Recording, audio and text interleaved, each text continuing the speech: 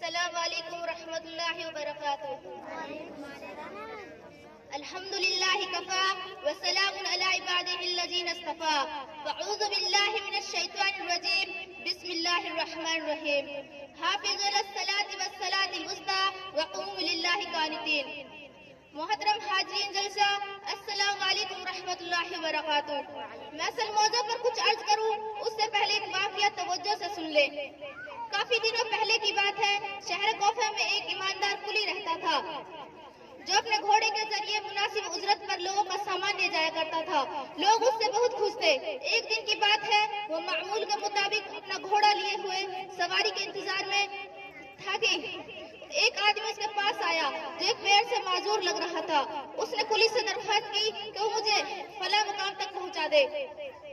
اجرت طے ہوئی اور دونوں چل پڑے۔ آگے جا کر ایک چوراہا ملا۔ آدمی نے کہا کہ اس راستے سے چلتے تو بہت اچھا ہوتا، یہ راستہ میرا جانا پہچانا ہے۔ کلی نے اس کی بات مان لی۔ چلتے چلتے راستے میں ایک جنگل ملا۔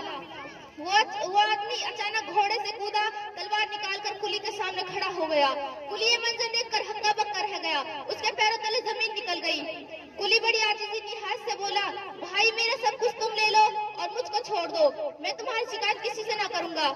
گر ڈاکو نے ایک نہ سنی اور کہا، یہ سامان تو میرا ہی ہے، میں کچا کام نہیں کرتا کہ تجھ کو چھوڑ دو اور بعد میں تو بدلہ لے۔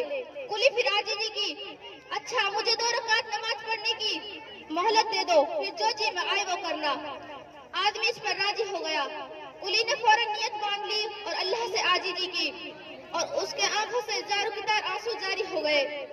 اچانک ایک دوسرا گھڑ سوار نمودار ہوا، اس نے ڈاکو پر حملہ کر دیا۔ ڈاکو گرا اور تڑپنے لگا۔ دیکھتے ہی دیکھتے اس کے بدن میں سے آگ کے شعلے نکلنے لگے۔ آن کی آن میں اس کا کام تمام ہو گیا۔ ادھر کلی نماز اور دعا سے فارغ ہو کر یہ منظر دیکھا تو اس نے اجنبی سوار کو آواز دی، مگر اجنبی غائب ہو گیا اور جاتے جاتے یہ کہہ گیا کہ تم محفوظ ہو، جہاں چاہو جاؤ۔ یہ ہے نماز اللہ کے سامنے گریہ وزاری کرنے کی برکت۔ صحیح معنی میں اگر ہم اچھی طرح سے نماز ادا کریں گے اور اللہ سے رو رو کر دعا مانگیں گے تو اسی طرح ہماری تمام دعاؤں کو اللہ قبول فرمائیں گے۔